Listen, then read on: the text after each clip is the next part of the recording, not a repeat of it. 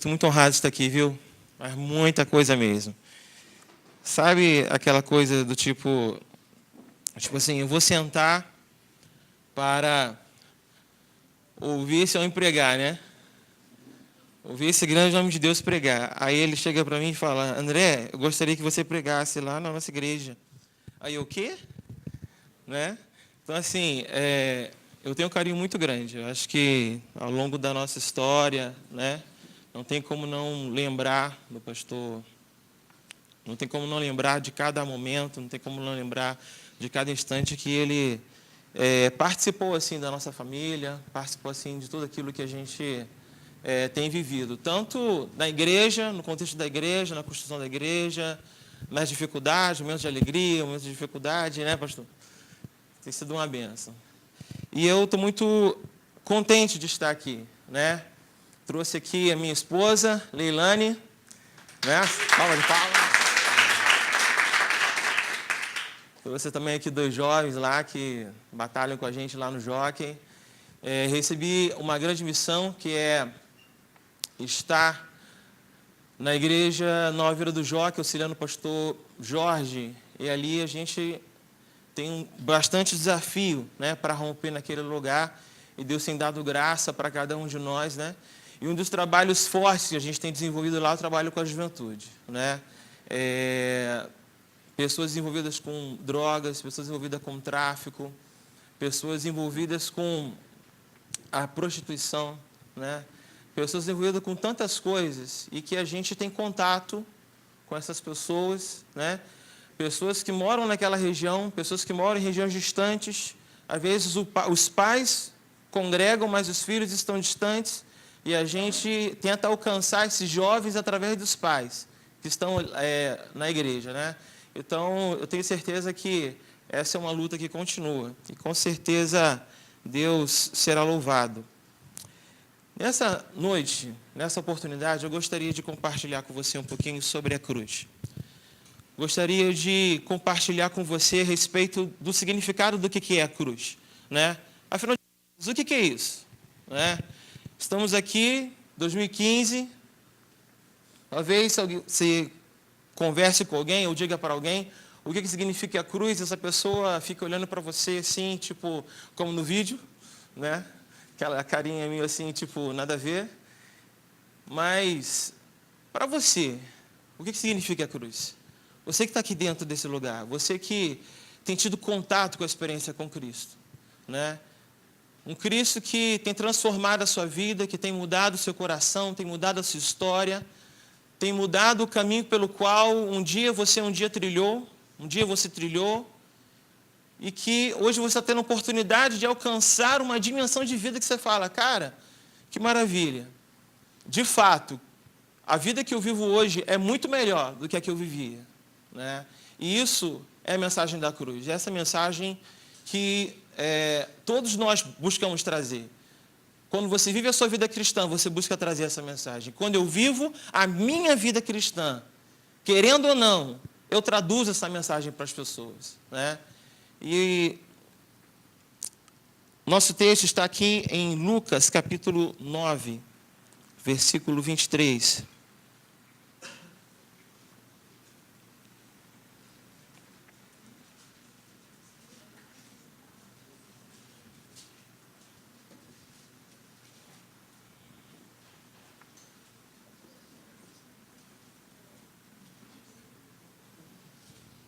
Creio que todos conhecem esse texto.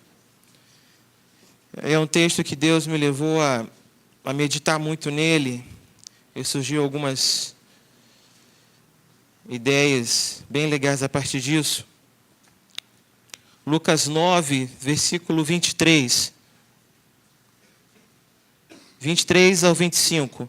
Ok, misericórdia? Amém? Tá ok? Vamos lá. Dizia a todos: se alguém quer vir após mim, a si mesmo se negue, dia a dia. Tome a sua cruz e siga-me. Porque quem quiser salvar a sua vida, perdê-la-á. Mas quem perder a vida por minha causa, esse a salvará. Que proveita ao homem ganhar o mundo inteiro, se vier a perder-se ou a causar dano a si mesmo. Amém. Senhor Deus, graças te damos, Pai. Porque a Tua palavra é viva, a Tua palavra ela é eficaz. E nessa noite, Pai, nós queremos receber essa ministração de Ti. Ó Pai, que haja corações liberados, corações abertos, Pai, para receber, Deus, essa palavra, para receber, Senhor Deus, a mensagem da cruz, para ser amadurecido no entendimento da mensagem da cruz e para ser desafiado a levar a mensagem da cruz. Deus, muito obrigado, porque essa mensagem chegou até nós. Nós somos gratos pelo seu sacrifício, somos gratos por tudo. E nesse tempo, nesse período em que nós comemoramos a Páscoa, é mais um motivo para que nós venhamos a Te agradecer por tudo aquilo que Tu tens feito e por tudo aquilo que Tu continuarás fazendo. Em nome de Jesus. Amém e amém. Cruz. Quando eu comecei a estudar um pouquinho sobre isso, eu fui lá no grande mestre guru, conhecedor de todas as palavras, o Google, e ali a gente abre e encontra inúmeras imagens, seja por foto, seja por vídeo, seja um conteúdo cristão, seja ou não, seja na área social. E não muito satisfeito, fui para as ruas, fui para a igreja, fui lá para o meu condomínio onde eu moro, onde moramos. Fui perguntar para as pessoas o que ela achava da cruz, né? O que você acha da cruz? O que é a cruz para você? Então, teve um jovem que eu perguntei para ele, falei para ele assim, cara,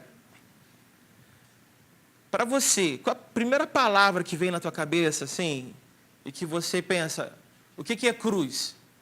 Sabe o que ele me respondeu? Nada. O que a cruz significa para você? Aí ele falou, olha, a cruz, eu sou vascaíno, mas a cruz, pelo menos, né? A cruz, ele não sabia me responder o que significava a cruz para ele, né? Praticamente não vinha nada na cabeça dele, ele não conseguia dar nome a isso. Ele não conseguia. Eu acho que foi legal, porque a experiência de você entrar em contato com uma pessoa que simplesmente não entende nada do que a cruz significa, por mais que a veja em todo canto, Niterói, televisão, São Gonçalo, Itaboraí, para todo canto que você vai, para todo contexto que você vai, ali está a expressão da cruz. Então eu achei interessante você perguntar para as pessoas, ok, ela está ali, mas o que ela significa? Ok, ela está expressa ali, mas qual é o nome que você dá para ela? O que ela significa para você? Eu continuei perguntando a outras pessoas, e teve um jovem que me respondeu assim, uma resposta muito ousada dentro do meu entendimento, porque isso significa uma maturidade grande, né? Uma vivência, uma experiência com a cruz, uma experiência com Cristo, né? Ele disse que a cruz significa liberdade. E quando eu vi isso dele, eu fiquei assim, cara, liberdade? Eu acho que se eu fosse trazer uma palavra para traduzir o que significava cruz, eu digo que a cruz significa liberdade. E outros disseram que a cruz significa redenção, que a cruz significa transformação. Teve quem disse que a cruz significava o começo de tudo, né? E, na verdade, eu continuo a minha pesquisa. Eu queria, pelo menos, 2 voluntários aqui que pudessem me dizer o que a cruz significa para você, né? Alguém pode levantar a mão aí? Ou então vou... Cadê? Caramba, foi escondido, cara. Salvação. Salvação. Ok. Não é certo ou errado, gente. É a sua opinião. Entendeu? Não é uma questão de você achar que isso convém ou não convém, mas assim, o que isso quer dizer para você, né? O que isso te diz? Ah, isso me diz isso. Mais uma pessoa. Sacrifício. Né? A jovem levantou ali a mão. Caramba! Testificou, sacrifício. Então, assim, eu vejo a importância de cada um de nós termos um entendimento a respeito do que é a cruz de Cristo Jesus. Do que isso significou. Porque, historicamente, se nós formos buscar, isso significa um lugar de sofrimento. Isso significa o lugar da dor, o lugar da tortura, o lugar onde as pessoas gritam, o lugar onde as pessoas gemem, o lugar onde o sangue é marcado no chão. É um lugar onde as pessoas observam aquela cruz e a cruz se torna um instrumento de medo, se torna um demonstrativo, uma demonstração daquilo, olha, existe poder, existe uma autoridade aqui. Se você não obedecer essa autoridade, é isso que vai acontecer com você. E eu, assim, pesquisei a respeito de outros tipos de coisas, assim, e eu lembrei daquele filme Imortais, que tem aquele touro de bronze. Cheguei a ver esse filme. Um touro de bronze, eu vi o significado do touro de bronze, que foi um instrumento, uma das maiores torturas que existia, que era colocar a pessoa ali dentro, né? Foi criado um touro de bronze de tamanho natural, para que uma pessoa de um peso médio, né? Os gordinhos, que me desculpem, mas como eu, né? Claro. Mas não daria para entrar, claro, mas assim, colocasse ele dentro e uma fogueira debaixo assim do touro, né? E fechava, lacrava a barriga do touro e a parte da boca era aberta com não era corneta, era tipo uma tromba, sei lá, uma coisa assim, para poder aumentar o som, né? E aí, conforme aquela pessoa sofria, ela gritava e dava vida ao touro. E isso era para um instrumento de prazer das pessoas. E o primeiro a sofrer no touro foi quem construiu, né? Enfim, tem a dama de ferro, tem tantos outros instrumentos de dor, e que às vezes a gente olha para a cruz e olha para a morte e só lembra da morte. Só lembra do sofrimento, só lembra daquilo que foi de ruim da cruz. E quando a gente fala aqui, olha, pegue a sua cruz e siga-me, né?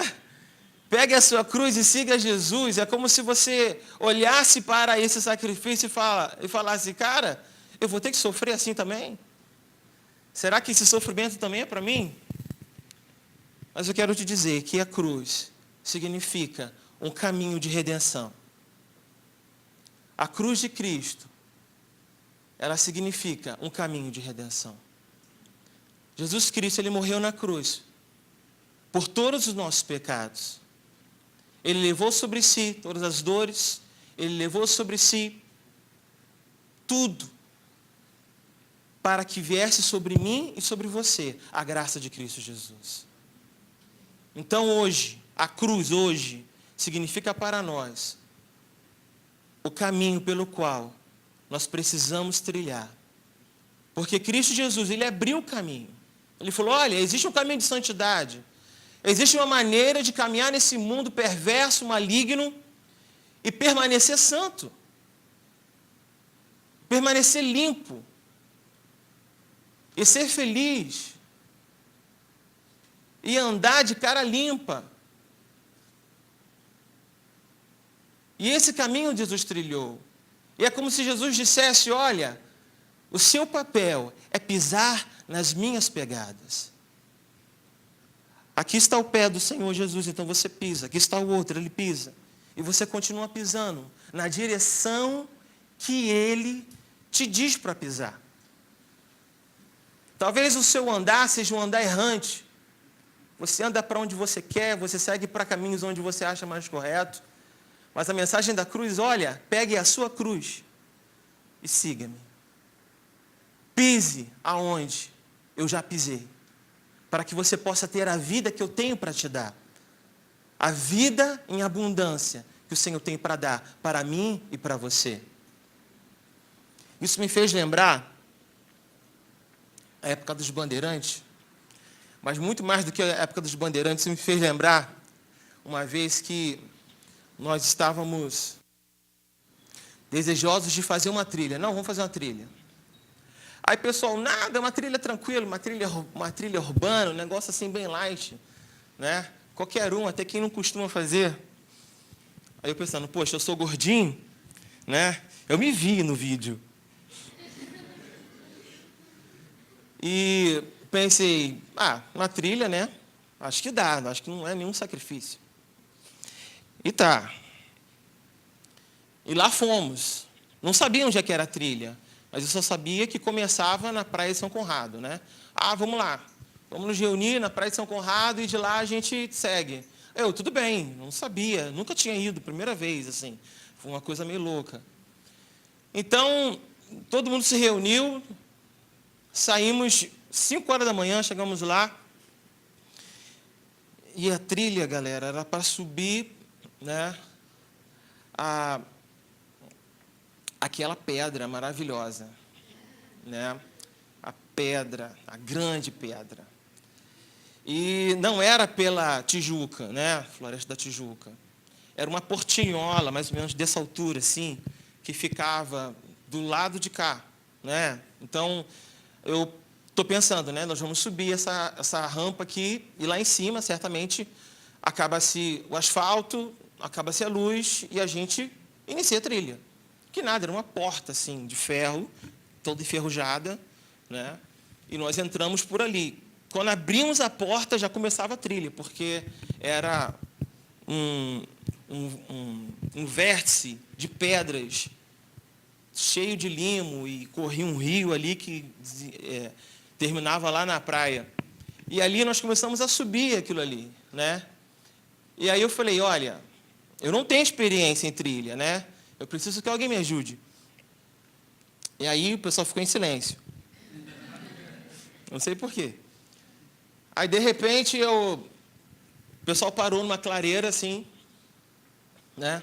Eu vi um rio, assim, correndo do meu lado, assim. Aí eu fui beber água.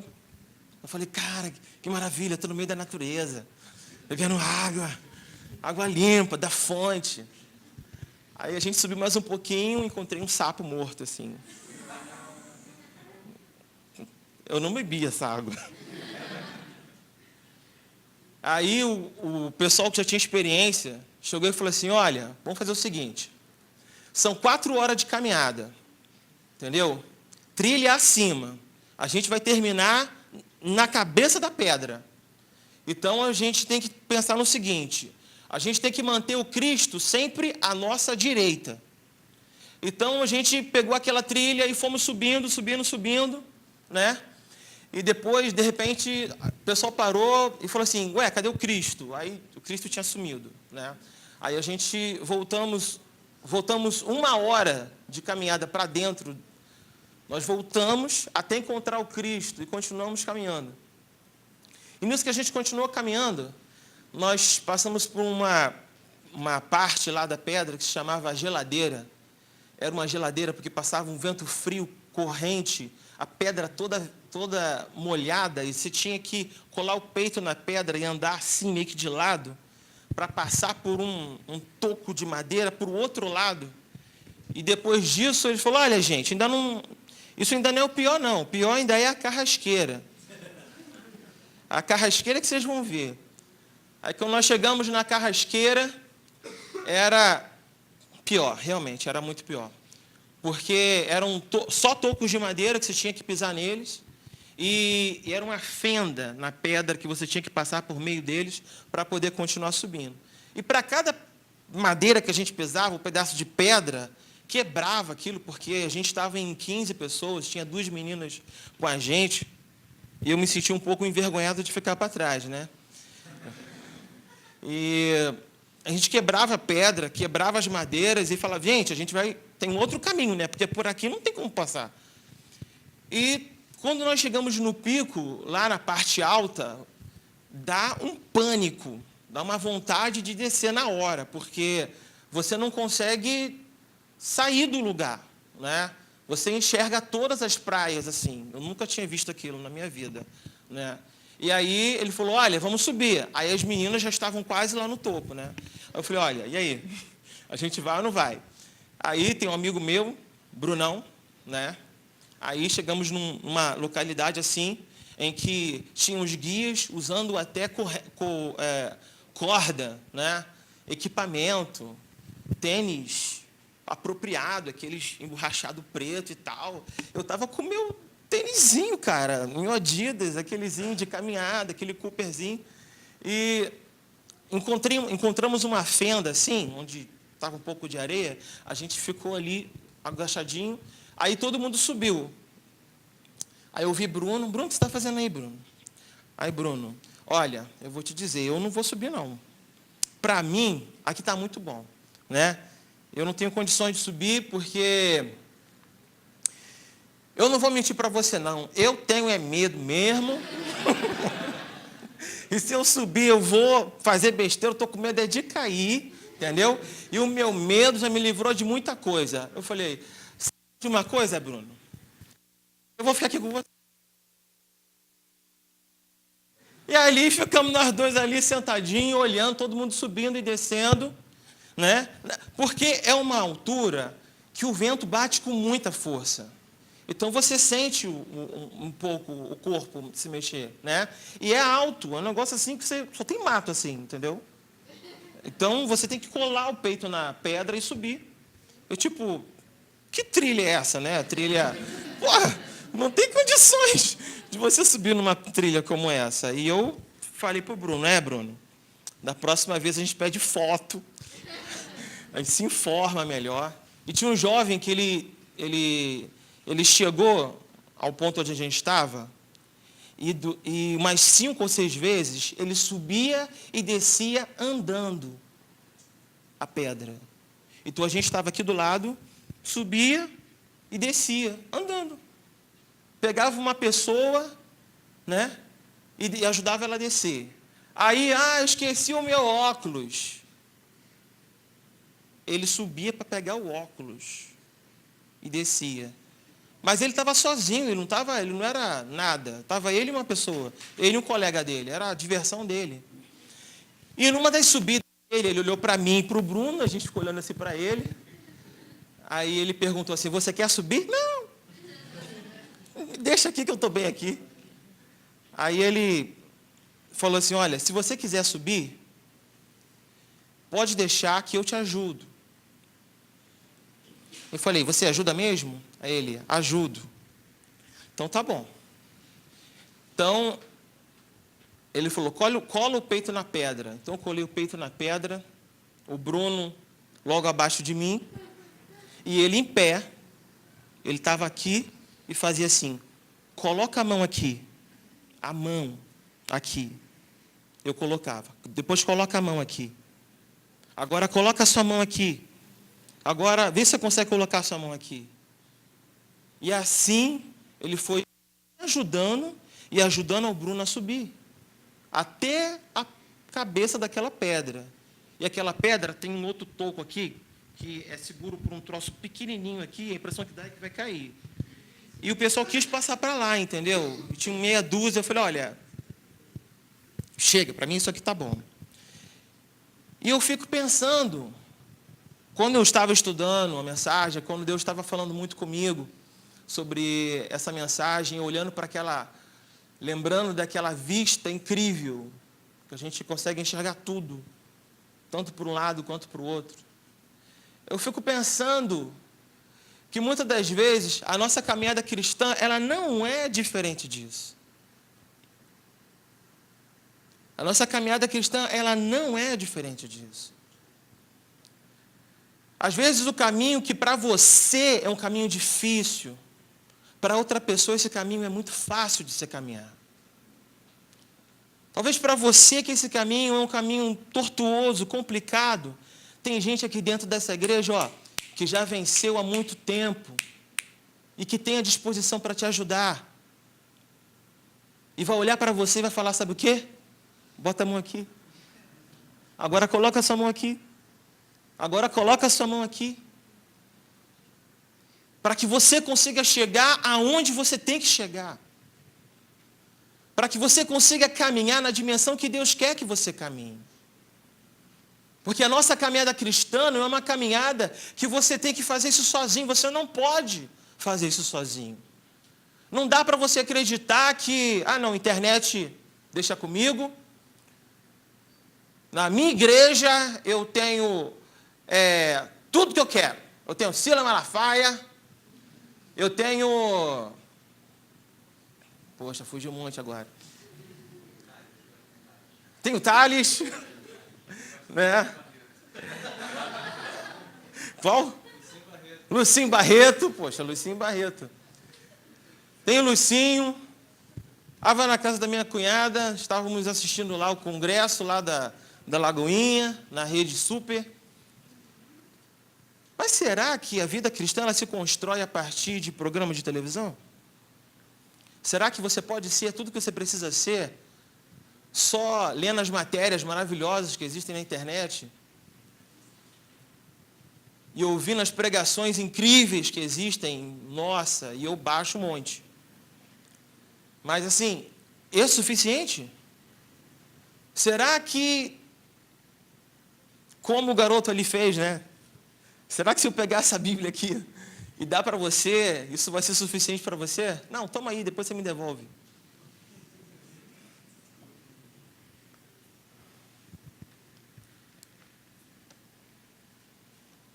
Eu fiquei encantado, né? Quando o João falando aqui sobre a importância de se caminhar um a um. A importância de você entender que na vida cristã nós não podemos caminhar sozinhos. Jesus ele abriu um caminho, mas ele abriu para que você pudesse passar. E quando você passa, outras pessoas também passam através de você. Eu só estou na igreja, só continuo na igreja, só entendo o que é igreja, porque algum dia alguém abriu o caminho para eu passar. E quem abriu o caminho para eu passar foram os meus pais, que na posição mais complicada que é para um jovem, que é a posição de pastor, aonde tudo na expressão da vida cristã, ele absorve, ele entende e ele vive. E não tem de outra maneira eu não olhar para o meu pai e falar, olha, se eu conseguir ser metade do que meu pai foi, como um homem, como ser humano, não digo de igreja, não digo de nada, eu digo como pessoa, eu vou ser muito feliz por isso. Porque o meu pai, ele tinha essa dificuldade que eu vi, eu vivi, eu experimentei, eu sofri, mas ele conseguiu vencer. O meu pai me conta que quando ele era jovem, ele adorava um Black Power, ele fazia as próprias sandálias de borracha, não é? Ele fazia as próprias sandálias, ele adorava essa onda hippie.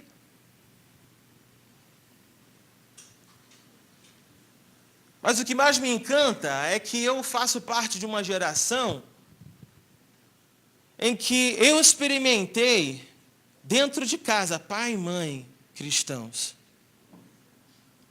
Os meus pais não experimentaram a mesma coisa. A minha mãe, no caso. Meu pai, sim, porque os meus avós eram. Mas meu pai não foi criado pela minha mãe, pela minha avó, né? Pois é. Eu sempre me confundo com isso, né? Assim, é um problema sério. Minha esposa sabe disso. Metade de Búzios é parente dela. Então, assim, ela fala, isso aqui é o seu primo de 5º grau, né? Isso aqui é seu tio de não sei das quantas. Então, no final, eu só fico com a família dela e para mim já é suficiente. E quando eu vejo essa oportunidade, eu falo, nossa, eu sou uma pessoa muito feliz, muito agraciada. Porque o exemplo que eu tenho vem de casa. O exemplo que eu tenho, ele vem de amigos do meu pai, como o pastor Marcos. O exemplo que eu tenho é de pessoas como o pastor Jorge, que também é amigo do meu pai, e todo mundo fazia parte da mesma juventude. O exemplo que eu tenho foi aquilo que abriu o caminho para eu passar. Foi aquele que começou a construir uma direção em que eu pudesse caminhar e falar, olha, é possível. Apesar de toda dificuldade, é possível. O apelo do mundo é muito grande, o apelo da mídia é muito grande, o apelo do contexto que todos nós vivemos é muito grande, o apelo para que a gente venha namorar fora da hora é enorme. Quantas vezes eu sofri bullying, na época não tinha bullying, né? Na escola, porque a garota tal queria namorar, e já estava se arrastando, e tal, e bababá. E aí eu falei, sabe uma coisa? Eu digo não. Porque eu estava esperando o meu amor. Então, assim, eu namorei uma garota que me manipulava e eu não sabia. Mas as pessoas me diziam, olha, ela te manipula. Eu falo, Senhor, eu não estou esperando esses anos todos para ser manipulado por uma garota, não. Se eu tivesse no manipulação, me mostra. Porque, ó, e Deus me mostrou, saí de lá super chateado. Eu falei, Senhor, agora não tem jeito. Eu quero uma garota assim. E eu vou orar. Mais do que eu já tenho orado. E olha, se a tua palavra é a palavra de Deus, porque eu creio, porque esse modo de dizer é coisa do meu pai, tá? Então, eu quero viver isso. Eu quero experimentar isso. Então, sei lá, foram 5 meses depois, né? E eu não queria saber de namoro, não queria saber de nada e tal. Daqui a pouco vem aquela deusa descendo as escadas, assim. Deixava os outros falando sozinho, assim, olhando. Sabe? Então, para tudo existe um preço. A questão é se a gente tem paciência para pagar ou não. A questão é se a gente quer fazer isso ou não. Existe o caminho do bem e o caminho do mal. Eu, pois, vos digo, siga o caminho do bem. Eu lembro que, na escola, estudei no Salesiano, São Vicente. São Vicente. É porque o Salesiano era em frente à minha casa, depois eu morei em frente ao Salesiano, então, toda hora olhando. Estudei no São Vicente. E lá era várias tribos e uma turma bem diferente lá, assim, né? E eu lembro que eu estava procurando os cristãos, né? Cada um tem sua tribo, cadê a minha? E eu estava procurando os cristãos, onde é que está e tal, e aí você conversava com um, com o outro, e era uma turma mais roqueira, uma turma do funk, da balada, aquela coisa toda. E aí, quando queria te irritar, dizia que, olha, hoje fui lá em Caraí, e vi uma senhora pegando a Bíblia e dizendo, isso aqui não presta para nada, e jogou na lixeira. Acendeu o fósforo e tacou fogo na Bíblia. Isso a turma falando. Se é verdade isso não sei, mas eu sabia que estava querendo me irritar, né? Mas a experiência de amor e o relacionamento de carinho faziam com que eles ficassem perto. A gente procurava ter uma comunhão, né? Tinha um relacionamento, mas eu sou cristão, né? Não me chama para ir para não sei aonde que eu não vou, não me chama para, né? Vai para sua casa, porque lá tem droga, lá tem isso, tem aquilo. Tem fulano que está lá fora, né? É R$10. Então, se você quiser, sai lá. Assim, né? Tipo, não tem condições. E foi justamente numa época em que eu falei, Senhor, assim como cantou a sua última música, né? Eu quero te exaltar. Eu quero que a minha vida seja um instrumento de louvor a Ti. Eu não quero ter uma vida cristã em que se constitui apenas dentro de um padrão chamado igreja, dentro de uma rotina com hora e data para as coisas acontecerem. Eu quero, de fato, viver a vida cristã. E eu quero te adorar em tudo que eu faço. Tanto no não quanto no sim, eu quero te adorar. Eu quero te adorar no que eu me levanto. Eu quero te adorar na hora que eu vou me deitar. Eu quero te adorar na hora que eu estudo. Eu quero te adorar em tudo que eu faço, mesmo que não necessariamente eu esteja ali prostrado te adorando. Mas a decisão de caminhar na sua direção, para mim, é a minha adoração. É a adoração que você pode fazer ao Senhor dos Senhores. Quando você decide fazer isso. E eu lembro que nós estávamos lá e tal, não sei o quê. E naquele dia, uma galera muito grande estava um comentário, porque Rodolfo Abrantes havia aceitado a Jesus como Senhor e Salvador. Aí, cara, quando eu fiquei sabendo disso, meu sorriso, né? Eu ria para todo mundo e falava e tal. Eu falei, cara, você é maluco. A escola fazia assim, dava espaço para bandas e a galera tocava as bandas ali e tal. Só marcava o horário e eram 3, 4 bandas, às vezes, no mês, tocando e tal. E a galera vinha com pingente, vinha com camisa, vinha com boné. Era fã-clube, era tudo e tal. Eu falei, você é doido, cara? Como assim? Até o cara que você ama, até o cara que você é fã, já foi ao pico. O cara estava com grana, o cara estava com poder, o cara estava com o RJ, a Fátima Bernardes fazendo propaganda do show dele. Não precisava pagar, o cara estava com tudo. E falou, olha, sabe de uma coisa? Isso não é vida para mim. Eu não quero mais essa vida para mim. Então, quando eu tive esse argumento dentro da escola, eu pude usar esse argumento da escola com muitos colegas meus que a gente estudava junto, comia junto. Eu era louco por basquete, adorava, né, os Lakers. Hoje nem tanto.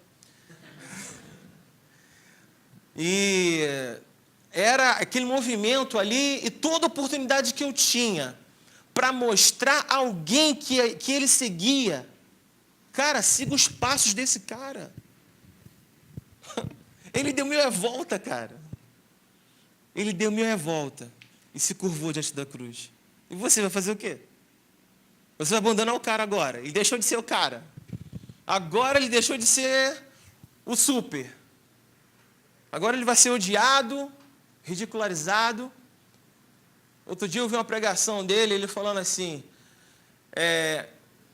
que tinha alguns caras que estavam fazendo um fã-clube na internet, em que, não era fã-clube, era um blog, alguma coisa assim, né, um protesto, sei lá, que dizia assim, Rodolfo, volta para as drogas. Como assim? Ele falando. E aí ele recebia, pediam para ele entrar no canal, para ele postar qualquer coisa e tal. Para o cara voltar para as drogas.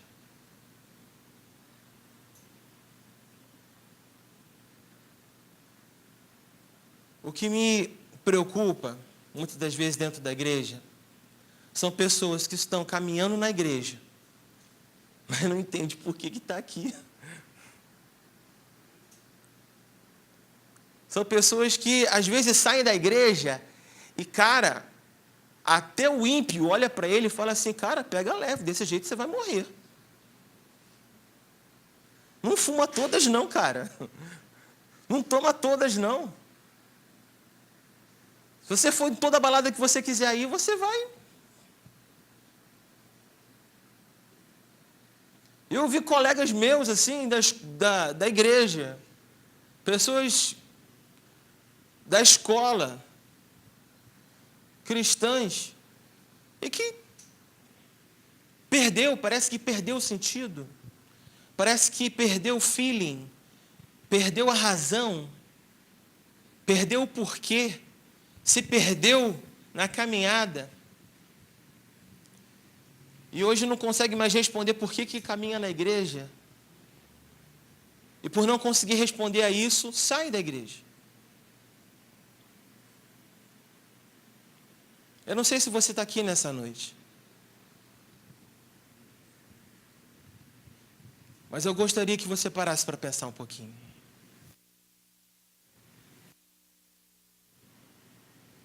O que a cruz significa para você? Será que é um caminho de sofrimento, de tortura, ir para a igreja, ir para o culto jovem? Ou será que estar na igreja é sinônimo para você de alegria? Estar na igreja é sinônimo de satisfação. Talvez, eu tenha exemplos de pessoas próximas que ia para a igreja porque estava a fim de A e de B.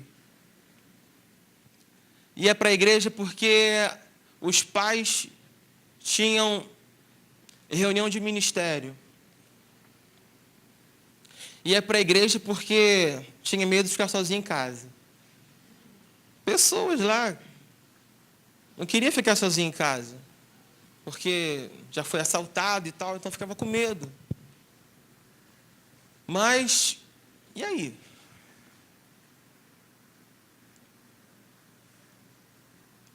O que a cruz significa para você?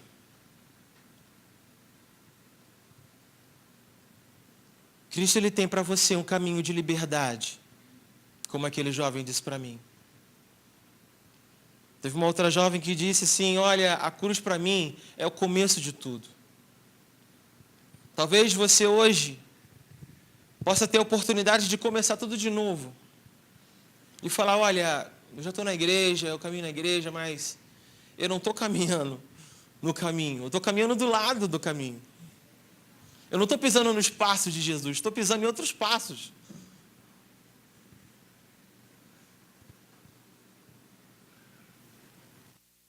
Talvez você esteja que nem no alto daquela pedra, o vento batendo, o cenário parece até bonito, mas o medo é maior. Não sabe pisar, não sabe para onde ir. Mas eu quero te dizer que nessa igreja existem pessoas que vão te dar a mão para caminhar. Nessa igreja existem pessoas que vão falar para você, olha, conta comigo, viu? Sou eu que vou te ajudar a pisar onde você precisa pisar. Eu te ajudo a ir no caminho que eu tenho andado. Porque eu não posso levar ninguém numa direção que eu mesmo não tenha ido antes. Sejam meus imitadores. Não foi isso que disse Paulo?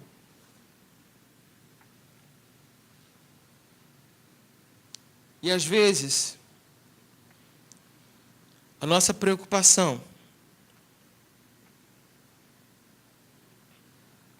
é com o que os outros vão falar.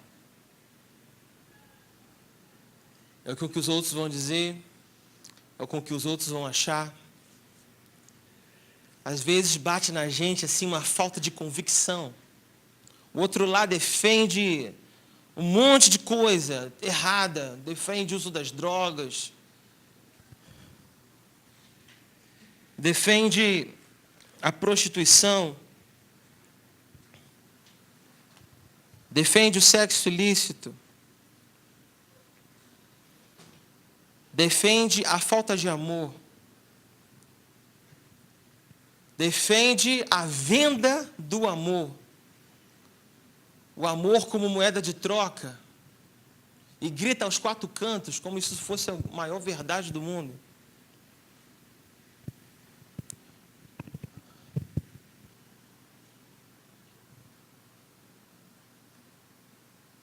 E o que é que você defende? O que é que você pode bater no peito assim e falar, eu creio. eu tenho uma convicção do que eu estou fazendo. Eu não estou indo para qualquer caminho, eu sei para onde eu estou indo. A estrada que eu estou seguindo não é uma estrada qualquer. A estrada que eu estou seguindo é a melhor estrada que eu poderia seguir. Eu tenho a convicção de que não importa as dificuldades que eu passe, porque não há quem não sofra, não há quem não passe por conflitos, não há quem não viva esses momentos de dores. Mas quando passar por esses momentos, terá certeza de que a sua vida continuará louvando ao Senhor dos Senhores. De que aquilo que está dentro de você continuará dando graças ao Senhor, pela sua convicção. Porque hoje é uma crise de convicção, eu nunca sei, nunca entendo. É sempre alguém que tem um peito maior do que o seu. É sempre alguém que quer impor uma ideia maior do que a sua.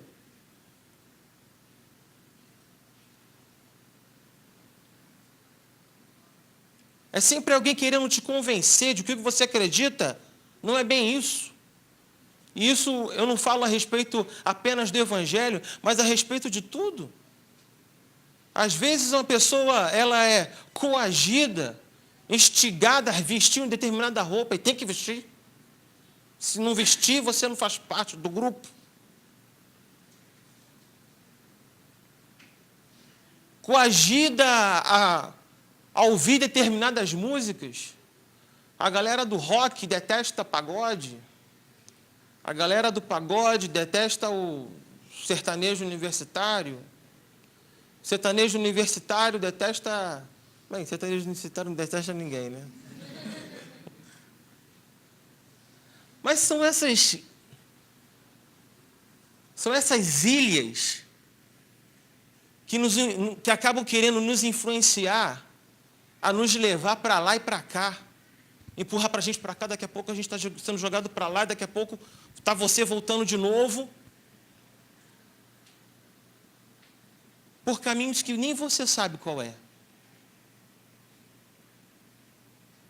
A cruz é um caminho de redenção.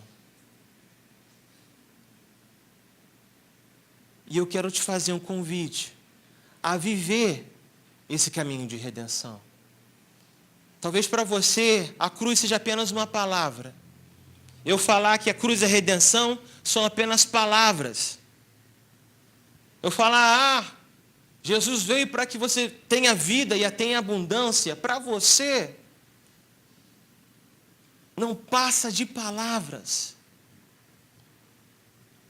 Mas o que eu quero te convidar é experimentar essa vida de abundância que o Senhor tem para te dar.